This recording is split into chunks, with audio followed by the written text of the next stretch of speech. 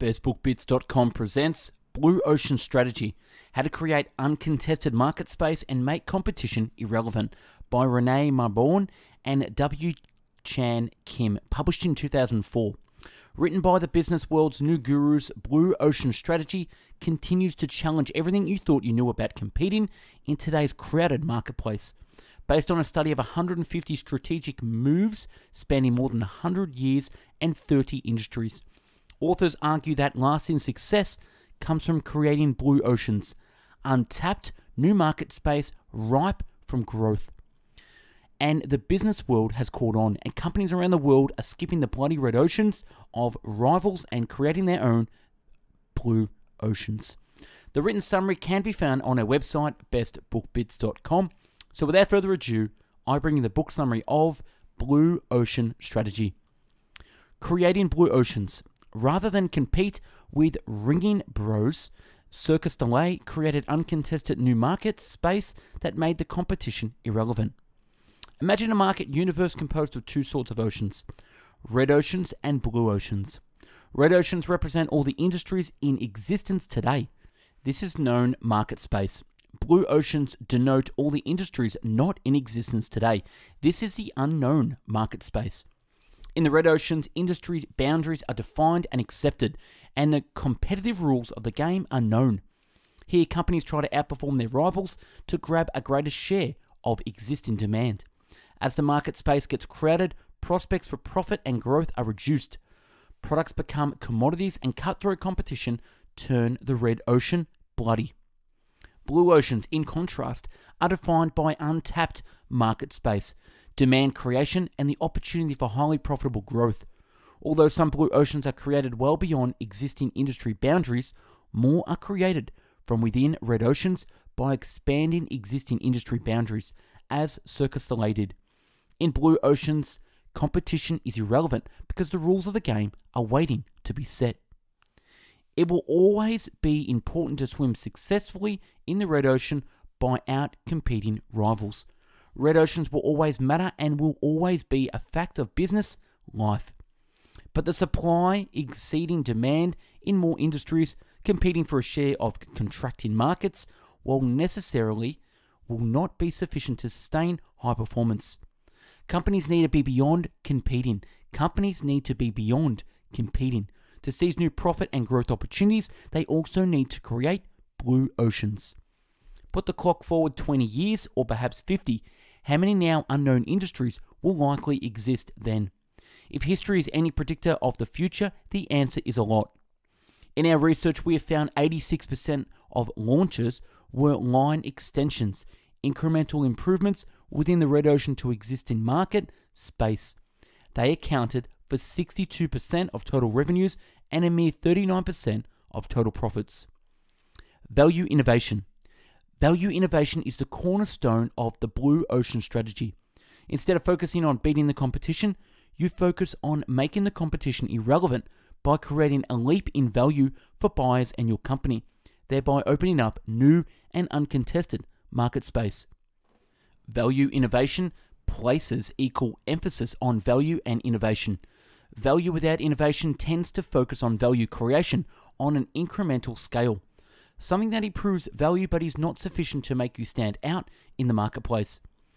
Innovation without value tends to be technology-driven, market pioneering, or futuristic, often shooting beyond what buyers are ready to accept and pay for. Cost savings are made by eliminating and reducing the factors an industry competes on. Buyer value is lifted by raising and creating elements the industry has never offered. Over time, costs are reduced further as scale economics kick in due to the high sales volumes that superior value generates. Circus Delay created a blue ocean of a new uncontested market space that so far has no agreed on industry name. Analytical tools and framework. Effective blue ocean strategy should be about risk minimization and not risk taking. The 4 key questions to challenge an industry's strategic logic and business model. Number 1, which of the factors that the industry takes for granted should be eliminated? 2, which factors should be reduced well below the industry standard? And 3, which factors should be raised well above the industry standard? And 4, which factors should be created that the industry has never offered. Reconstruct market boundaries. Path 1, look across alternative industries. Rarely do sellers think consciously about how the customers make trade-offs across alternative industries.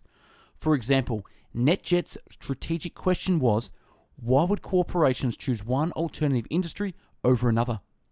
By focusing on the key factors that led corporations to trade across alternatives and eliminating or reducing everything else, NetJets created its Blue Ocean strategy. Corporations choose commercial airlines for only one reason: cost. So NetJets offered its customers 1/16th ownership of an aircraft to be shared with 15 other customers, each entitled to 50 hours of flight time per year. Customers get the convenience of a private jet at the price of a commercial airline ticket. Path 2, look across the strategic groups within industries. Most companies focus on improving their competition position within a strategic group. Mercedes, BMW, and Jaguar, for example, focus on outcompeting one another in the luxury car segment, as economy car makers focus on excelling over one another in the strategic group. At its inception, Curves was seen as entering an oversaturated market, earning its offering to customers who would not want eye and making its offering significantly blander than the competition's.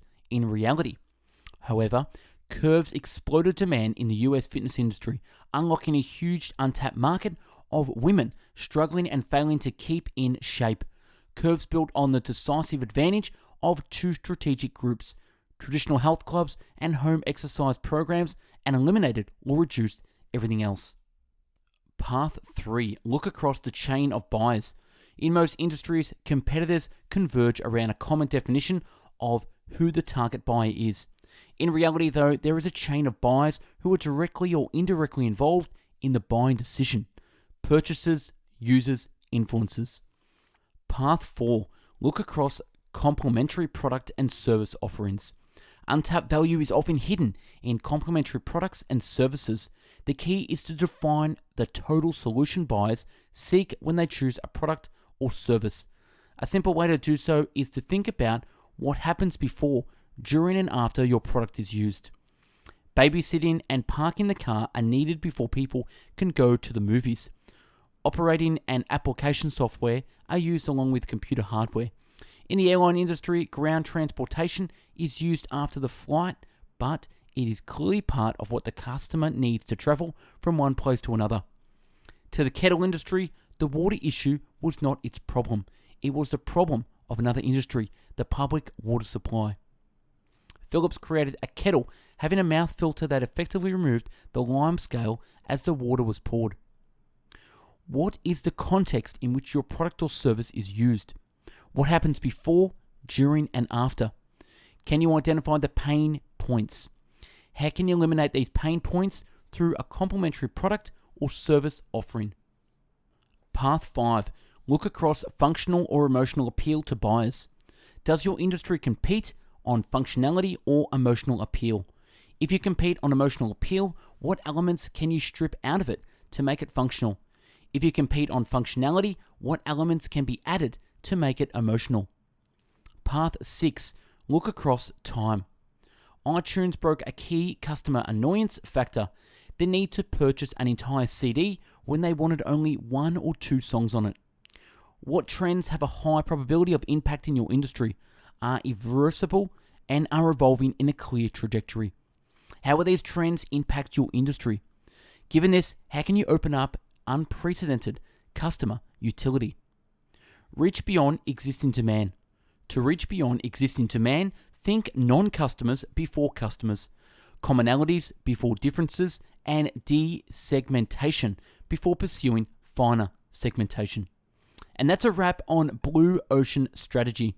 Subscribe to our channel and take a look at the hundreds of book summaries uploaded previously. To find hundreds of written summaries, check out our website, bestbookbits.com. And for hundreds of audio podcast summaries, find us on mixcloud.com/bestbookbits. Like and share if you got something from this summary, and comment on what one thing stood out for you. Thanks for watching, and have yourself an amazing day. Take care.